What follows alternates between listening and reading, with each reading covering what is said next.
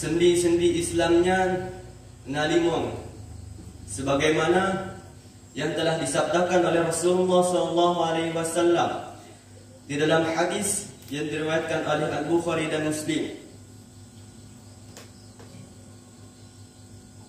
Abdullah bin Umar radhiyallahu anhu berkata bahwasannya beliau mendengar Rasulullah SAW bersabda, "Bunyal Islamu ala khamsin." Islamnya terdiri daripada 5 pilar. Yang pertama adalah syahadati an la ilaha illallah wa anna Muhammadar Rasulullah, yaitu bersaksi bahwa tiada Tuhan selain Allah dan Nabi Muhammad adalah utusan Allah. Yang kedua adalah wa iqamis shalah, yaitu mendirikan salat.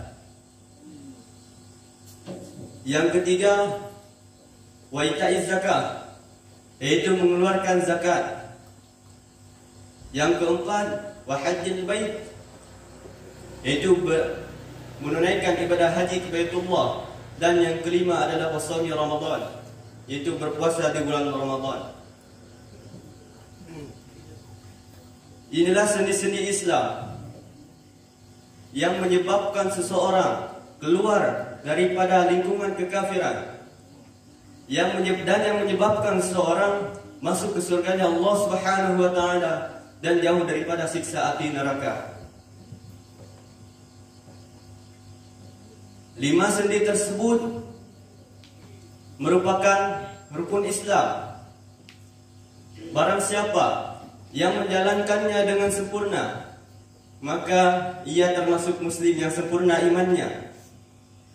Barang siapa yang mengingkari seluruhnya, maka ia adalah kafir yang nyata. Barang siapa yang mengingkari salah satu daripadanya, maka para ulama bersepakat bahwa ia bukanlah orang yang muslim.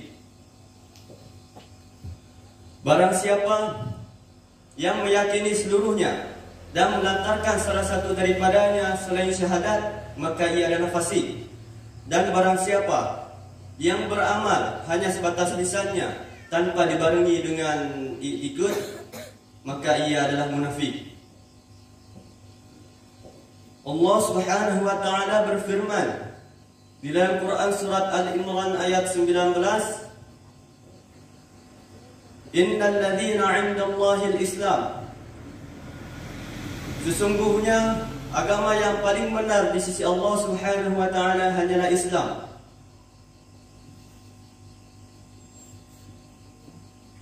Maksud dari ayat tersebut bahwasannya agama yang paling benar di sisi Allah Subhanahu wa taala hanya cuma Islam, dan yang selainnya adalah batil.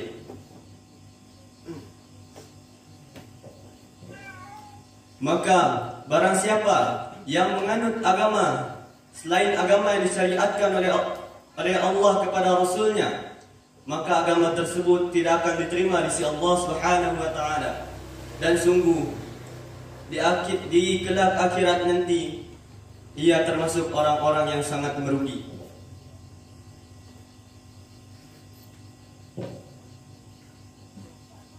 Nabi Muhammad SAW bersabda di dalam hadisnya, Man amila amilan alaihi amruna fahuwa raddun.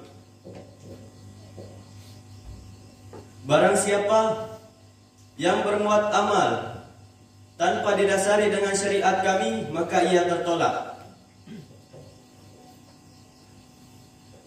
Berdasarkan hadis tersebut bahwa apa saja yang disyariatkan oleh Allah kepada Rasulnya, baik dari segi akidah maupun dari segi ibadah, baru akan diterima di sisi Allah Subhanahu wa taala apabila hal itu sesuai dengan syariat yang diberikan oleh Allah kepada Rasulnya.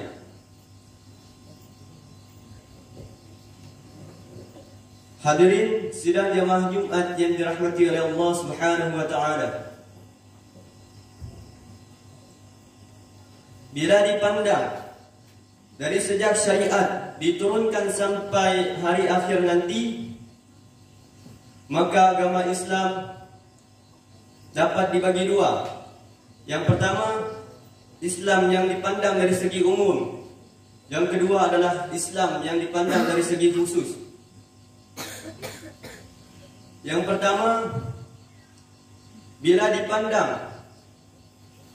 agama Islam yang dipandang dari segi umum, bahwasannya Nabi yang pertama sampai hari akhir nanti,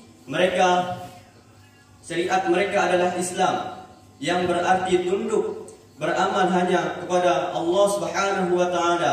Oleh karena itu mereka disebut dengan al-muslimun. Yang kedua, Islam yang dipandang dari segi khusus, bahwasannya diutusnya Nabi yang terakhir dan ia merupakan penyempurna bagi syariat sebelumnya, dan ia sebagai penutup para segenap Nabi. Maka dari itu, barang siapa yang tidak beriman kepada Nabi Muhammad SAW, maka orang tersebut adalah kafir. Hadirin sidang jamaah Jumat yang dirahmati oleh Allah Subhanahu wa taala.